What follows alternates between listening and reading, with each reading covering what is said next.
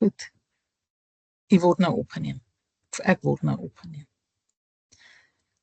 Goed, mevrou Daniels, baie dankie dat u die moeite gedoen het om te kom. Ek het nou die tweede werkopdrag te die universiteit het die datum uitgestel en dis hoekom dit nou 'n bietjie lank gevat het om dit te merk. Maar ek het die werkopdragte teruggestuur aan almal. Het u werkopdrag gekry, aanvaar ek?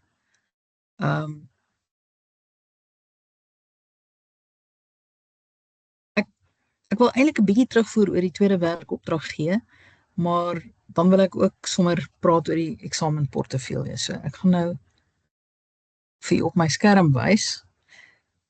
Die eksamenportefeulje is nou uitgestel na die 28ste Mei. So,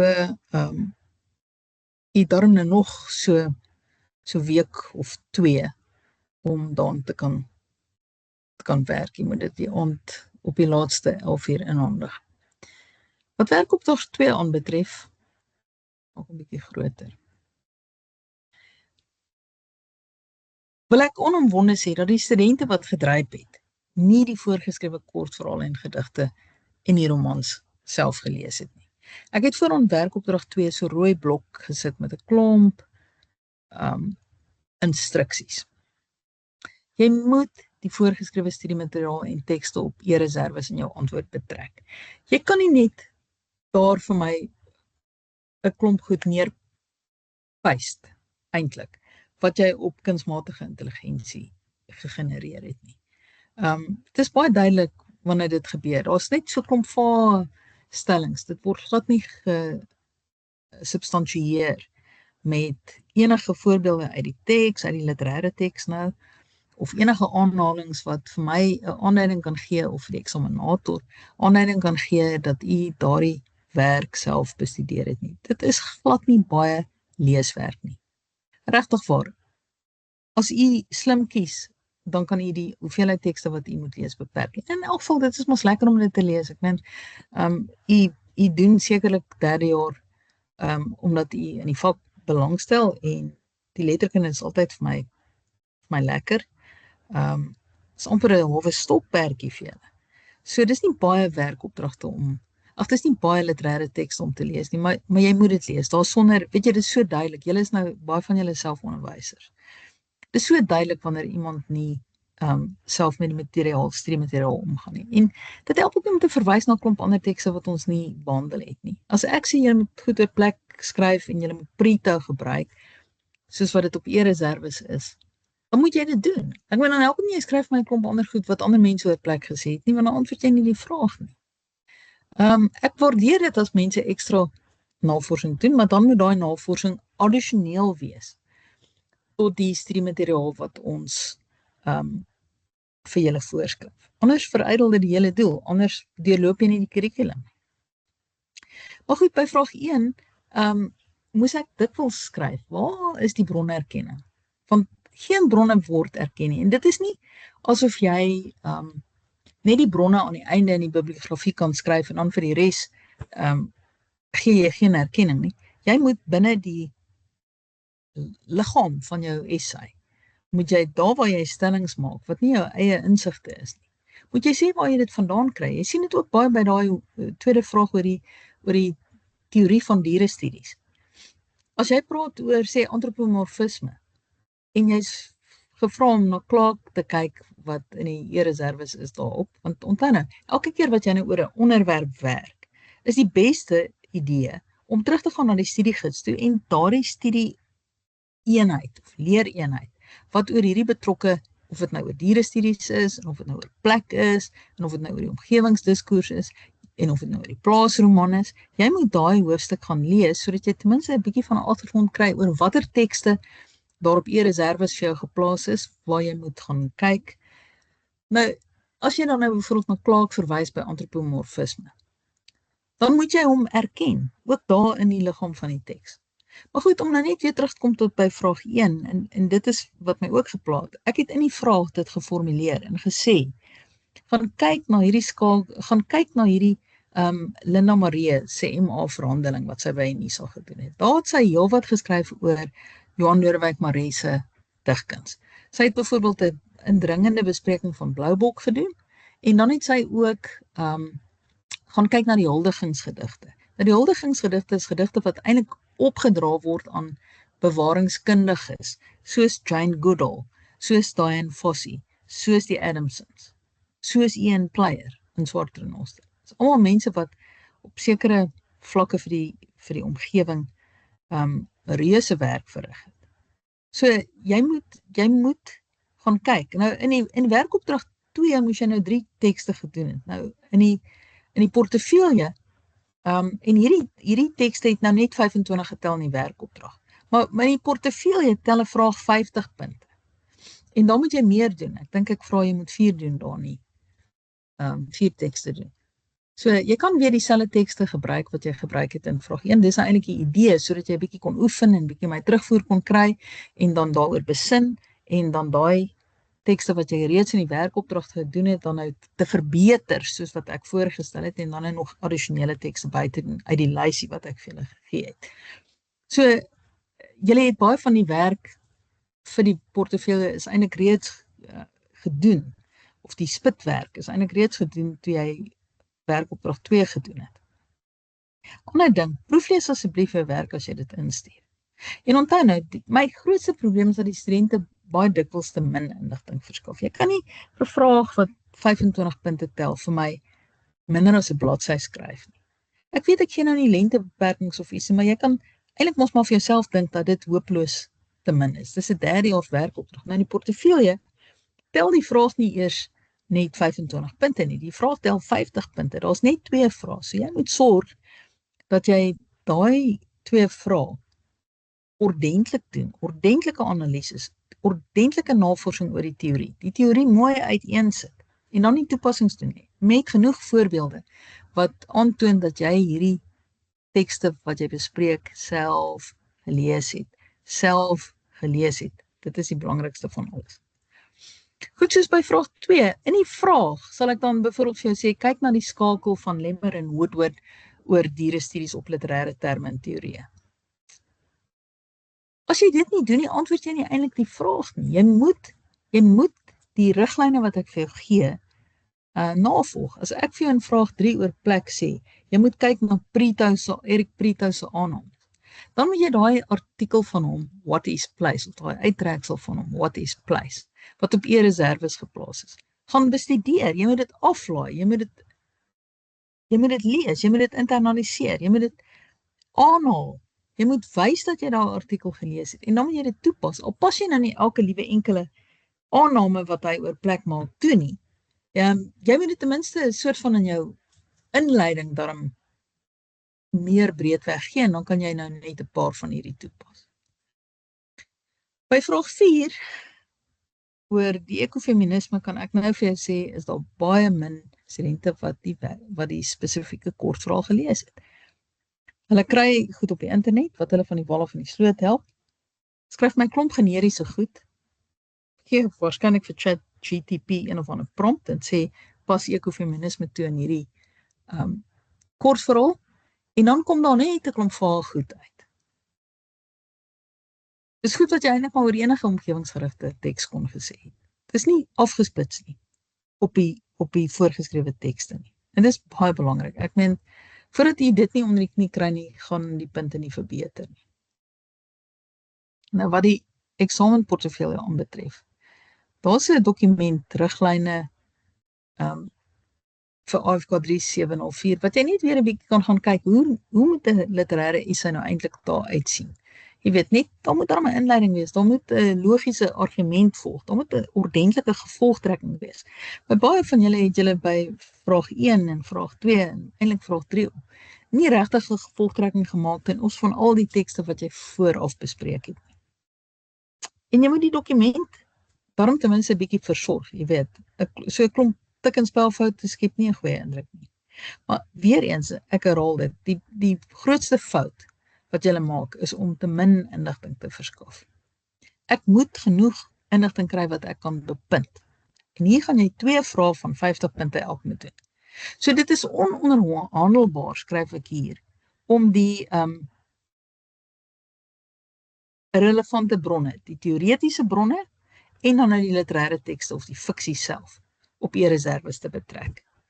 Jy moet die betrokke leereenheid gaan studeer, sê ek weer, en daar sal jy sien watter e-reserves belangrik is by watter vrae. Ken jou bronne in die teks self, argumente moet deurlopend wees, daar moet bewyslewering wees uit die bronne self. Jy moet die gids en die hulpdokumente, soos byvoorbeeld daardie oor die Afrikaanse plaasroman wat op addisionele hulpbronne is. Jy moet dit slegs as 'n riglyn gebruik. Dit help nie jy skryf my alles net uit die gids af nie. En dit help definitief nie dat jy alles net skryf soos wat jy dit op ChatGPT of die internet kry nie. So, eie insigte, eie toepassing, eie voorbeelde. Dit is die kern van die eksamenportefeulje. Jy sal sien, as jy vraag 1 gedoen het, en die meeste van julle het eintlik maar vraag 1 gedoen, waar jy sekere klomp tekste moes plaas binne die groter omgewingsdiskoers. As jy daardie vraag gedoen het, dan, en jy doen hom nou weer, dan gaan jy nou meer tekste hier moet doen. As wat jy in die vraag gedoen het, en die vraag tel ook baie meer. Hy tel 50 punte. So weer eens, baie belangrik dat jy leereenheid 1 lees. En jy moet die voorgeskrewe tekste wat in die lys gegee word van tekste wat jy moet betrek, moet jy doen. Dit help nie, jy verwys na 'n klomp ander tekste nie. En hier is Linda Maree se verandering belangrik. Jy moet daarna verwys. Sy bespreek die goed op 'n baie toeganklike manier. So. Net gou. Maar weer, jy moet jou eie voorbeelde ter staving aanhaal. Jy moet selfs Linda Maree se dokument net as 'n riglyn gebruik. Vraag 2 gaan nou weer oor dierestudies. Weereens, daardie skakel wat ek vir jou verskaf het, wat ek en Wendy Woodward geskryf het, op literêre terme en teorie. Daar bespreek ons al hierdie verskillende, as jy die hele ding lees, dan sal jy sien hier aan die einde, bespreek ons al hierdie verskillende konsepte, nadat ons die inleiding gedoen het oor dierestudies. Die nie-menslike dier, die dieresubjektiwiteit, die diereblik. Baie van julle sal nou sommer net begin oor die diereblik en nou ietsie kry op die internet en dan nou daaroor skryf. En dan is dit nou reg, maar ek meen, dit is nie omdat u Woodward gelees het en bestudeer het nie. Dit is eintlik die idee. So u moet weet dat die diereblik eintlik 'n konsep is wat Woodward verder uitgewerk het en dit so noem. As jy oor simpatieke en empatiese verbeelding wil skryf, verwys na Copeland, want sy is die ene wat daardie term gemint het. Wanneer jy oor antropomorfisme skryf, verwys na die stuk oor antropomorfisme van Clark, wat op e-reserves is.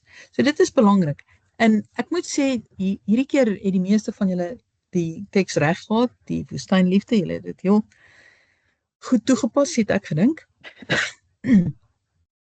Maar nou vir die eksamen gaan jy ook moet kyk na 'n hondelewe van Elias P. Nel, wat 'n kort verhaal is, of jy gaan die roman Dwaalpoort moet lees en daar moet fokus op sekere aspekte van dierestudie.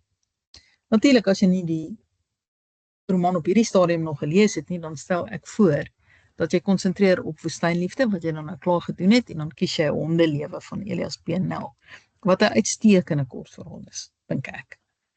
So, dis my aanbeveling vir vraag 2, sou jy hom doen vir 50 punte.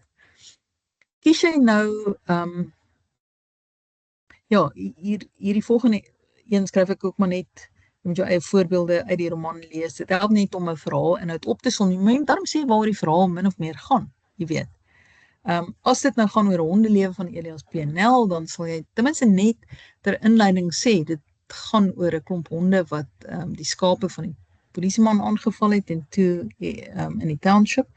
En toe is daar 'n bevel uitgereik dat alle honde van kant gemaak moet word. En daar het ons hierdie Aunt Pieternella wat sit met hierdie hondjie van haar, wat 'n ou klein skoothondjie is, en nou is die hond ook geoormerk om uitgewis te word. En watter pogings sy nou alles aanbied en hoe sy pleit en smeek. Is eintlik 'n deerniswekkende verhaal wat jy moet gaan lees. Goed. Per plek kan jy weer nie beklemtoon, jy moet Eric Prieto se stuk What is Place e-reserves gaan trek en dan moet jy hom lees. Dan moet jy 4 van die boestaande tekste kies. Nou ja, Daniel Skuil het gefigureer, nog eenmal in die skemer aand, Seko Vlei. Dit het, as jy hierdie vraag geantwoord het in die werkopdrag 2, dan het jy daai tekste ten minste al gedoen. As jy dan 4 tekste moet kies, dan moet jy nou nog 1 kies uit hierdie wat hier verskyn.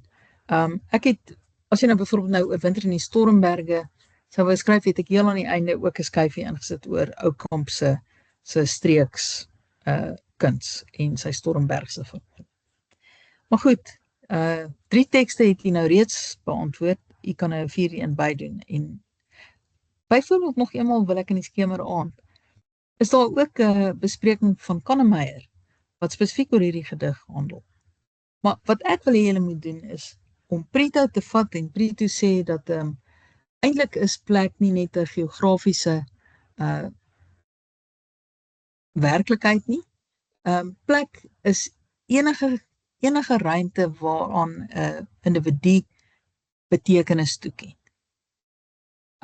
En dan moet u van daar af verder gaan. Hy gee so 8 aannames. Gaan kyk na daai aannames en dan pas jy dit toe. Dit was nie te sleg. Ek moet sê die werkopdrag, die meeste mense wat hierdie werkopdrag gedoen het, hierdie vraag, het nie sleg gedoen nie. Goed.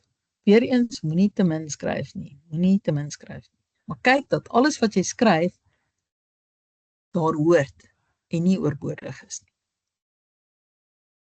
Hier sê ek vir julle weer, daar's ook 'n stuk van Raiden op e-reserves, waar hy sê, all experience is placed experience. Whitehead en Johnson sê, we're all prisoners of place. Maar voordat jy nou met plek begin, gaan weer na studie eenheid of leer eenheid 3 toe, en kyk net wat ek daaroor skryf, want dit is jou beginpunt. En dan kyk jy van daar af wat die vraag is, en watter e-reserves by die vraag tuishoort, en dan gaan bestudeer jy dit, en jy verwerk dit, en jy verreken dit in jou vraag. Jy kan nie net die bespreking in die gids doen nie, maar dan gaan jy ook nie die paal haal nie. Goed, die laaste vraag wat jy sal kry om uit te kies, is 'n vraag oor die plaasromans. En dan kan jy kies Laatvrugte, of jy kan kies Die Stoetmeester, of jy kan kies Dwaalpoort. Dwaalpoort en Die Stoetmeester is altyd as e-boeke beskikbaar. En dan het ek vir julle 'n dokument, die Afrikaanse plaasroman, gesit by addisionele hulpbronne. Nou daar kan jy bietjie gaan kyk wat die tradisionele konvensies van die plaasroman is. Maar jy moet ook studie eenheid, of leer eenheid 5 en 6 in die gids bestudeer, want dit gaan oor Afrikaanse plaasromans. So jy kan sien wat ek daar doen en hoe jy dit kan benader en hoekom dit so 'n belangrike genre is in die Afrikaanse letterkunde. En om die waarheid te sê, dit word eintlik beskou as 'n meesternarratief in die Afrikaanse letterkunde. En dis min of meer wat ek wil sê. Ek hoop dat julle ten minste, as julle die tekste lees, dit verrykend vind. En nie net aan hierdie kursus dink as iets waar jy die eksamen wil skryf nie, maar ook iets wat jy vir die res van jou lewe saam met jou moet dra, om derentyd bewus te wees van die omgewing, en oral waar jy 'n klein bydrae kan maak, al is dit nou hoe klein, moet jy dit maak, want kyk net wat se verskil kan individue maak. Dit sien jy aan bydraes van mense soos Dian Fossey, jy sien dit aan Yadef Padang, wat elke liewe dag net 'n paar bome geplant het, en uiteindelik na 'n hele paar jaar het hy 'n hele woud geplant. So klein aksies kan uiteindelik 'n groot verskil maak. Goed, en dit is wat ek wil sê. Ek het nou nog 'n skyfie daar ingesit. Ek het nou gesê, ons oor plek gepraat het, ek 'n bietjie iets oor Henny Oukamp se oor Henny Oukamp se Stormbergse verhale gesit. Maar goed, het u enige vrae, mevrou Daniels, wat u miskien wil tik, want ongelukkig kan u nou met my praat nie.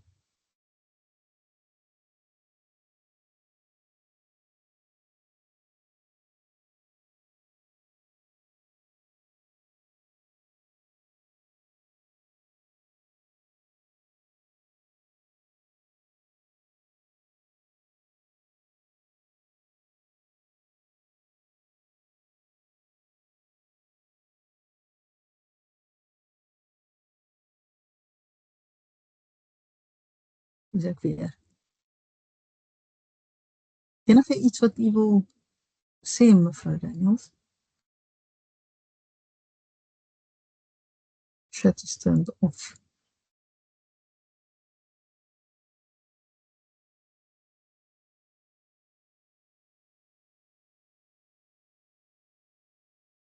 Goed.